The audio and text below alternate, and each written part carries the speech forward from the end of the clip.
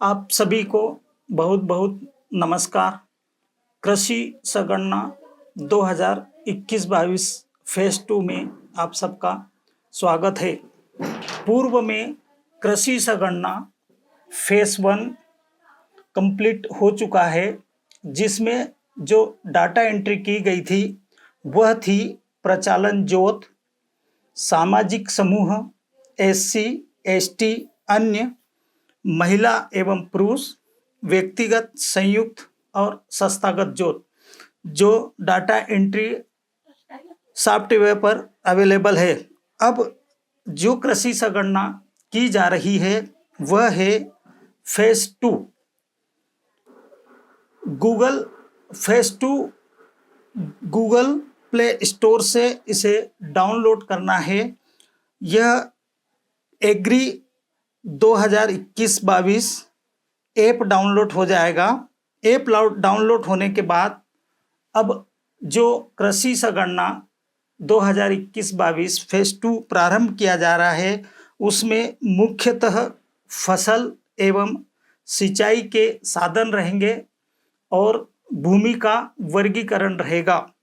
Phase 2 की entry जब प्रारंभ करोगे तो उसमें सबसे महत्वपूर्ण है ब्लॉक सी, जो है भूमि उपयोग का क्षेत्रफल, जिसमें चौथे नंबर पर आएगा शुद्ध सिंचित, पांचवें नंबर पर रहेगा शुद्ध असिंचित, छठे नंबर पर रहेगा बुआई किया गया नीवल क्षेत्रफल, सातवें नंबर पर चालू पड़त, आठवें नंबर पर नीवल कृषि क्षेत्रफल, नौवें नंबर पर चालू पड़त के अलावा अन्य पड़ती, 10वें स्थान पर स्थायी चारागाह, 11वें स्थान पर विविध वृक्षों वाली फसलें, 12वें स्थान पर कृषि योग्य बंजर भूमि, 13वें स्थान पर रहेगा पड़त भूमि और 14वें स्थान पर रहेगा कुल प्रचालित क्षेत्रफल कॉलम 8 से 13 तक।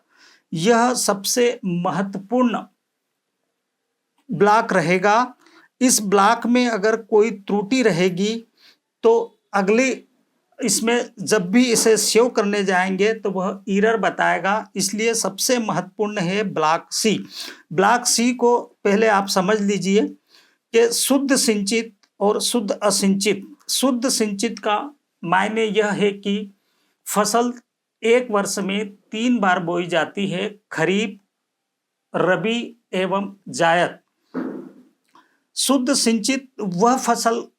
सिंचित वह रकबा कहलाएगा जो तीनों वर्ष में सबसे अधिक, जो तीनों बार जो बोई जाती है, जिसकी फसल 3 बार बोते हैं, खरीफ, रबी एवं जायद, जिसमें सबसे अधिक जो फसल का भाग सिंचित होता है उसे इसमें एंट्री की जाएगी।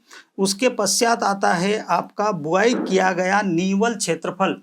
नीवल का मतलब होता है ऐसी कृषि भूमि जिसमें कृषि कार्य किया जाता है एवं उसकी उपज ली जाती है, उसे नीवल क्षेत्रफल कहते हैं। चालू पड़त का मतलब है कि अगर किसी व्यक्ति के पास 1 हेक्टेयर भूमि है और उसने 500 आरे की भूमि पर खेती की है, शेष 500 आरे चालू पड़त मानी जाएगी। चालू पड़त वह है जिसका कृषि संगणना में संदर्भ वर्ष 2021 और 22 है। उस दौरान अगर कोई फसल का कुछ भाग पड़त रह जाता है तो वह चालू पड़ती में आएगी। उसके बाद नीवल कृषि क्षेत्रफल, नीवल का आशय मैंने बता दिया है। चालू पड़त के अलावा अन्य पड़ती भूमि, अर्थात वह भूमि जो चालू संदर्भ वर्ष के पूर्व से 2 वर्ष से 5 साल पड़त रही है, यह वह रहेगी। उसके बाद स्थायी चारागाह है। स्थायी चारागाह का मतलब जो कृषक की निजी भूमि है उसमें अगर उसने स्थायी चारागाह के लिए कोई जमीन छोड़ी है वह आएगी। विविध वृक्षों वाली फसलें, विविध वृक्षों की फसलों में बांस के पेड़ या फिर उपजाऊ जलाऊ जो लकड़ी होती है वह रहेगी। कृषि योग्य बंजर भूमि का मायने यह है कि उसने 5 वर्ष तक उस भूमि पर अगर कोई फसल नहीं बोई गई है तो वह जहाँ पर बंजर जैसा दिखता है, अर्थात वहाँ पर कुछ झाड़ियाँ हो गई हो, वह बंजर भूमि मानी जाएगी। अब आपको प्रैक्टिकल करके हम बताएंगे कि यह जो ब्लॉक हैं वह किस प्रकार भरे जाएंगे। संगणना फेज 2 2021-22 की डाटा एंट्री प्रारंभ कर रहे हैं। सर्वप्रथम आपको गूगल प्ले स्टोर से एग्री 2021-22 ऐप डाउनलोड करना है। डाउनलोड होने के बाद आपको वरिष्ठ कार्यालय द्वारा दिया गया आईडी एवं पासवर्ड आपको ये स्क्रीन पर आप देख रहे हैं कि यह स्क्रीन मध्य प्रदेश धार की है। धार का एक गांव है अतेड़ी, उनके गणक द्वारा यह आईडी उनको प्रदान की गई है एवं आप उनके पासवर्ड देख सकते हैं। इसके बाद आपको लॉगिन होना है। लॉगिन होने के बाद आपको इस प्रकार से स्क्रीन प्रदर्शित होगी। यह स्क्रीन है, प्रथम आप देख रहे हो डाटा एंट्री, दूसरी स्क्रीन है अपलोड डाटा टू सर्वर। आपको प्रगणक को मुख्यतः ये डाटा एंट्री पर जाना है। डाटा एंट्री को आप क्लिक करेंगे तो आपको नेक्स्ट स्क्रीन इस प्रकार से आएगी। जैसे डिस्ट्रिक्ट है धार, तहसील सरदारपुर है, विलेज ड्रॉप डाउन करके विलेज सिलेक्ट किया है। हो सकता है प्रगणक के पास एक से अधिक विलेज हो, इसलिए जो विलेज पर आपको काम करना है, जिस विलेज पर आपको कार्य करना है वह सिलेक्ट करेंगे। तो हमने प्रैक्टिकल के तौर पर अतेड़ी ग्राम सिलेक्ट किया है। यहाँ विलेज अतेड़ी आया है। फिर ड्रॉप डाउन करके आपको हिंदी एवं इंग्लिश सिलेक्ट करना है। हमने हिंदी सिलेक्ट किया है। फिर नेक्स्ट करना है। नेक्स्ट पे जैसे जाओगे तो आपको यह डिस्ट्रिक्ट धार, ये डिस्ट्रिक्ट धार स्क्रीन पर आप देख रहे हो, डिस्ट्रिक्ट धार, तहसील सरदारपुर, विलेज अतेड़ी और लैंग्वेज हिंदी, यह प्रदर्शित होगा। यह स्वतः ही प्रदर्शित होगा। केवल आपको ड्रॉप डाउन के आधार पर विलेज सिलेक्ट करना है और आपको लैंग्वेज सिलेक्ट करना है। बाकी जो प्रविष्टि है वो सॉफ्टवेयर के द्वारा स्वतः ली जाएगी। जब नेक्स्ट करेंगे आप तो इस प्रकार से स्क्रीन प्रदर्शित होगी। जैसे राज्य मध्य प्रदेश, जिला धार, तहसील सरदारपुर, गांव अतेड़ी और इकाई आपकी हेक्टेयर में रहेगी। नेक्स्ट स्क्रीन पे जाएंगे तो यहाँ पे आपको सरल नंबर, सबसे ऊपर देखिए सरल नंबर, नेम, फादर्स नेम, आपको सरल नंबर को क्लिक करना है। जैसे ही सरल नंबर पर क्लिक करेंगे तो यह फेस 1 की जो एंट्री की गई थी वह स्वतः ही प्रदर्शित होगी और इसके बाद आपको जिस सरल क्रमांक पे कार्य प्रारंभ करना है उस पर सिलेक्ट करना है। तो आपको सरल क्रमांक 1 से ही अपना कार्य प्रारंभ करना है। हमने प्रैक्टिकल के तौर पर सरल क्रमांक 8 सिलेक्ट किया है। आपको प्रथम पहला क्रमांक से ही कार्य प्रारंभ करना है। हमने सिलेक्ट किया था क्रमांक 8, नाम है मीरा, पिता का नाम है दिनेश, सामाजिक वर्ग है अनुसूचित जनजाति, लिंग है महिला। अब यहाँ आपको विशेषकर ध्यान देना है कि जो सरल क्रमांक 3 है ब्रैकेट में 5 है, उसका भूमि का क्षेत्रफल है 0.480। अर्थात इस व्यक्ति के पास जिनका आपने सिलेक्ट किया है, जिनको, उनका नाम है मीरा, इनकी जो जोत है, जोत का विस्तार है वो है 0.480। यह भूमि उनकी जिस गांव में निवास करते हैं वहाँ के अलावा भी उनकी उस तहसील में अन्य भूमि है, यह सभी का योग है, क्योंकि जोत का जो आकार है, जोत का जो विस्तार है, वह उसकी इकाई आपको उसका क्षेत्र है वह है तहसील स्तर पर। तो यह उनकी टोटल जोत है 0.484। इसके बाद है बुआई का स्तर, 3 ब्रैकेट में 6 बुआई का स्तर। यहाँ लिखा है पूर्ण बुआई का क्षेत्रफल। यहाँ आपको ये सिलेक्ट करना है कि जो संदर्भ वर्ष है उस संदर्भ वर्ष में जोतकार ने कितनी भूमि पर बुआई की। संदर्भ वर्ष मीन्स 2021-22 में क्या जोतदार ने पूरी जमीन पर 0.480 संपूर्ण भूमि पर बुआई की है अथवा कम भूमि पर। यह संदर्भ वर्ष की बात है।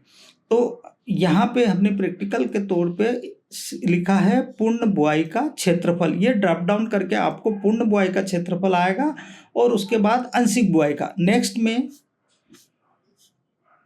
नेक्स्ट में हमने यही है, नाम मीरा है, पिता का नाम दिनेश है, सामाजिक वर्ग है अनुसूचित जनजाति, लिंग है महिला, भूमि का क्षेत्रफल है 0.480।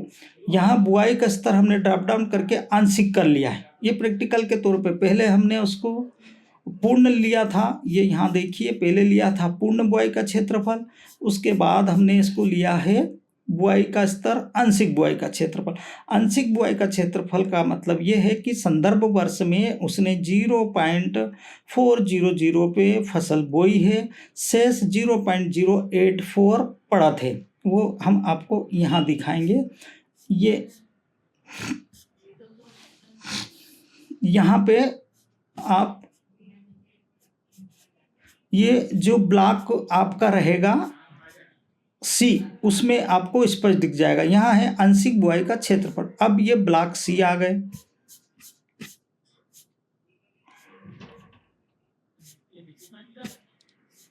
ये है ब्लॉक सी। यहाँ आप ध्यान दीजिए कि हमने इसको आंशिक में लिया है तो शुद्ध सिंचित क्षेत्रफल शुद्ध सिंचित क्षेत्रफल है 0.00, शुद्ध असिंचित क्षेत्रफल है 0.400 और बुआई किया गया नीवल क्षेत्रफल का मतलब मैंने आपको बता चुका हूँ कि ऐसी भूमि जिस पर कृषि कार्य किया जाता है और कृषि की उपज ली जाती है उसे नीवल क्षेत्रफल कहते हैं। यहाँ पे संदर्भ वर्ष में मीरा ने 0.400 पर फसल बोई थी और उनकी हमने चूंकि ऊपर आंशिक लिखा है, ये ध्यान देना, अगर आपने आंशिक लिखा है तो आपको 6 के बाद के कॉलम भरना अनिवार्य रहेंगे। अगर आप ऊपर पूर्ण बुआई का क्षेत्रफल लिखेंगे तो आपका सरल क्रमांक 6 वह स्वतः ही सॉफ्टवेयर योग ले लेगा और बाकी 7 से लेके आपके 13 तक के कॉलम निष्क्रिय रहेंगे। यहाँ मैं वापस पुनः बता दूं आपको कि हमने यहाँ लिया है आंशिक बुआई का क्षेत्रफल, सरल क्रमांक 3, ये है आपका, ये यहाँ पे देखिए कि ये यहाँ पर ब्लॉक सी भूमि उपयोग क्षेत्रफल के जस्ट ऊपर सरल क्रमांक 3 है, उसके ब्रैकेट में 6 है, बुआई का स्तर आंशिक लिया है। अगर हमने आंशिक लिया है तो यहाँ पर 7 से लेके आपके 13 तक के कॉलम एक्टिव रहेंगे और अगर हम यहाँ पर पूर्ण बुआई का क्षेत्रफल लेते हैं, ये सबसे नीचे आप देखिए, सबसे इस अनुसूची के नीचे लास्ट में देखिए सरल क्रमांक 3 है, उसका ब्रैकेट में 6 है, बुआई का स्तर आंशिक है। इसका मतलब है कि आपका ब्लॉक सी में ये 7 से लेकर आपके 13 तक के कॉलम एक्टिव हो जाएंगे। अगर आप वहाँ पे पूर्ण बुआई लिखते हैं, यहाँ पे ये लास्ट, फिर पुनः देख लीजिए बुआई का स्तर सबसे लास्ट में, अगर यहाँ ड्रॉप डाउन करके पूर्ण बुआई का क्षेत्रफल लिखेंगे तो आपका यह 6 है बुआई किया गया निवल क्षेत्रफल, यह सॉफ्टवेयर स्वतः ले लेगा और 7 से लेकर आपके 13 तक के कॉलम निष्क्रिय रहेंगे। अब चूंकि हमने यहाँ पर आंशिक बुआई का क्षेत्रफल लिया है, इसलिए हमें नीचे के कॉलम भरना अनिवार्य है। ब्लॉक सी में शुद्ध सिंचित 0.400 लिया है, असिंचित और शुद्ध सिंचित 0 है। तो अब ये बुआई किया गया हमारा क्षेत्रफल 0.400 है, किंतु हमारे पास तो उसका जो एरिया था वो था 0.484, तो इसलिए हमारा चालू पड़त में जाएगा 0.084।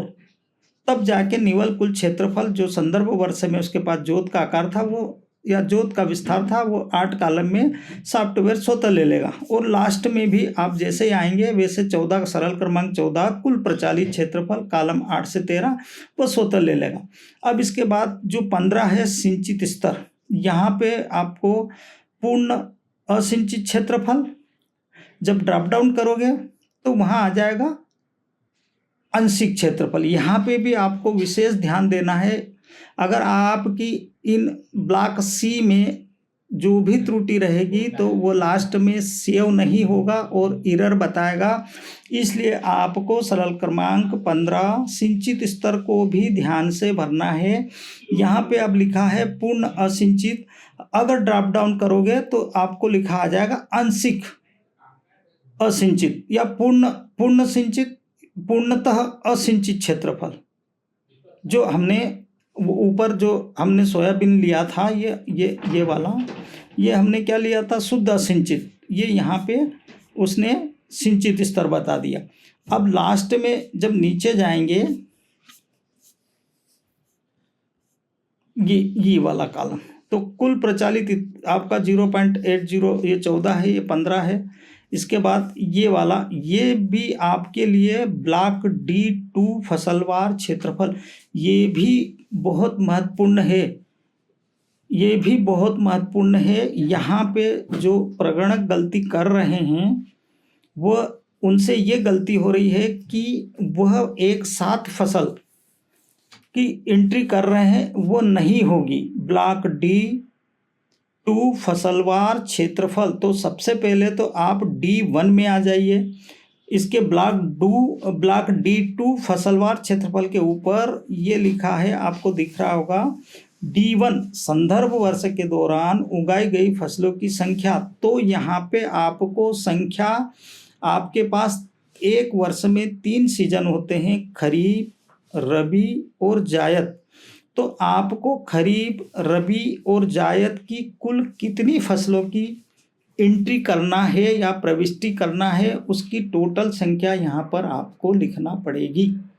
आप पुनः ध्यान दें कि D1 संदर्भ वर्ष के दौरान उगाई गई फसलों की संख्या, जो गलतियाँ हो रही है या जो नहीं समझ पा रहे हैं वो यही बिंदु है कि D1 संदर्भ वर्ष के दौरान उगाई गई फसलों की संख्या, अर्थात आपके तीनों सीजन में कुल कितनी फसल है। अगर आपने यहाँ पे अभी हमने प्रैक्टिकल गेहूं का किया है जो आपको स्क्रीन पे दिख रहा है, लेकिन मैं आपको उदाहरण के तौर पे बता दूं कि यहाँ पे D1 में संदर्भ वर्ष के दौरान उगाई गई फसलों की संख्या अगर हम 3 लिखते हैं तो आपको D2 फसलवार क्षेत्रफल क्रमांक 1 में जब आओगे तो यहाँ आपको 2 प्रदर्शित हो रही है, क्योंकि इसके पहले हम गेहूं लिख चुके हैं, ये 2 स्वतः लिया था उसने। लेकिन आप जब यहाँ पे 1 लिखोगे और 1 लिखने के बाद जब आप फसल सोयाबीन का कोड डालोगे, ये आएगा आपका 2 पे फसल कोड व नाम। तो जैसे ही आप लिखोगे तो यहाँ सोयाबीन आ जाएगा, कोड लिखोगे तो वो सोयाबीन आ जाएगा। सोयाबीन को सिलेक्ट करोगे तो नीचे आ जाएगा सिंचित क्षेत्रफल और असिंचित, अर्थात सोयाबीन आपका सिंचित है या असिंचित। तो निश्चित है सोयाबीन असिंचित होता है, तो यहाँ पे आप असिंचित जो नीचे वाला कॉलम है असिंचित में आप सोयाबीन 1 हेक्टेयर लिखेंगे।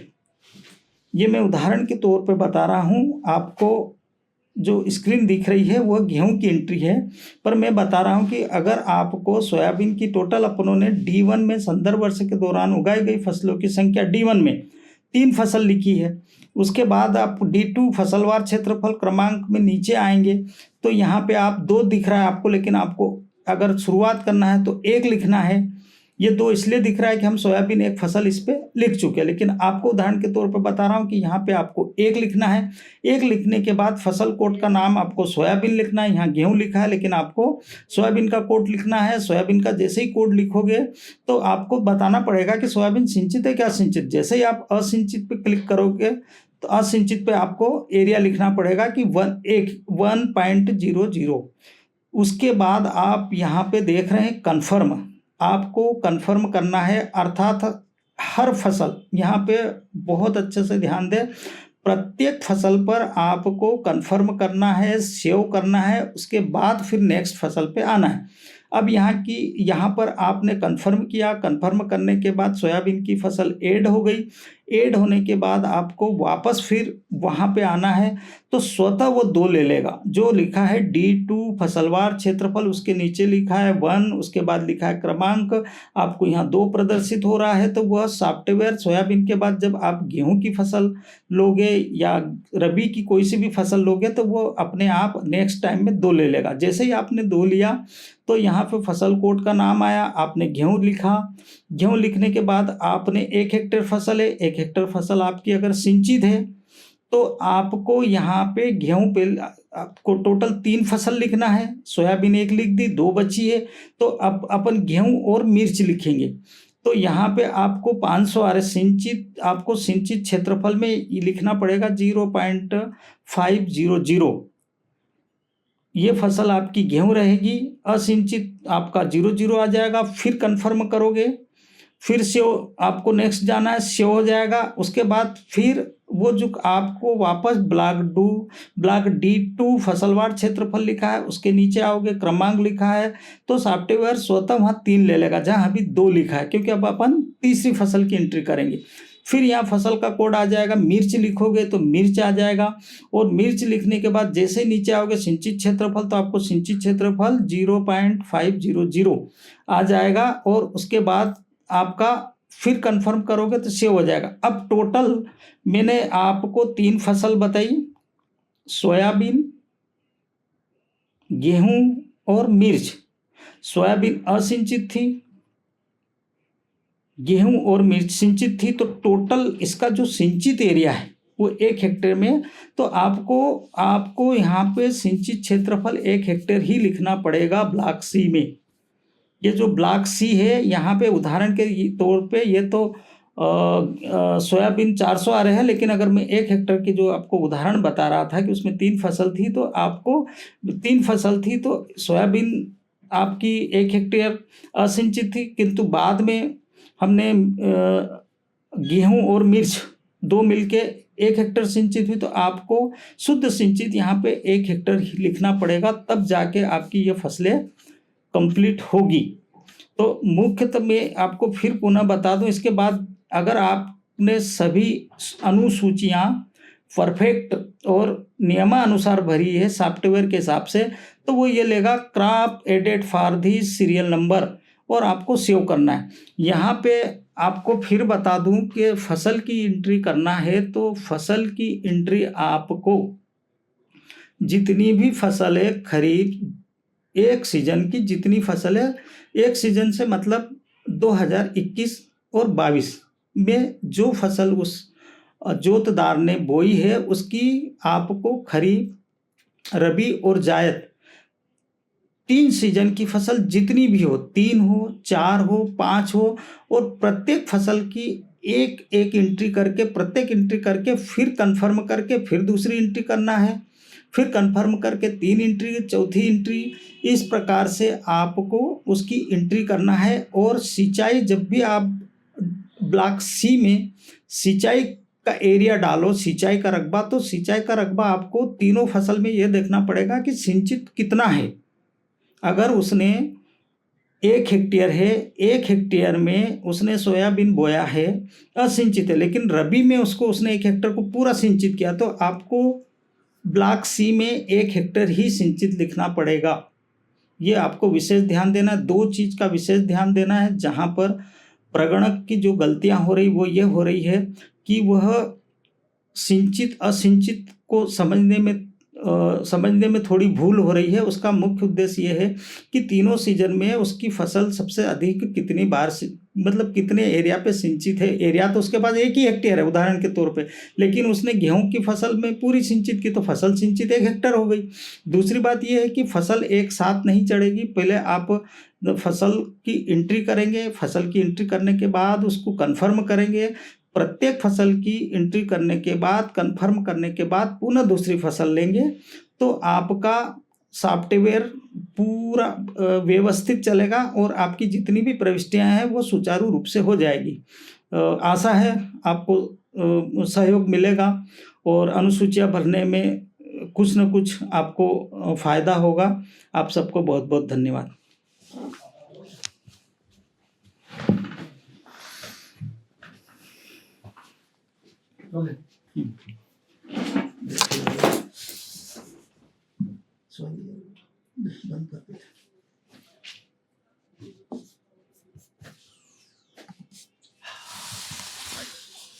अरे यार तो पागल हो जाएंगे। नहीं हो रहा।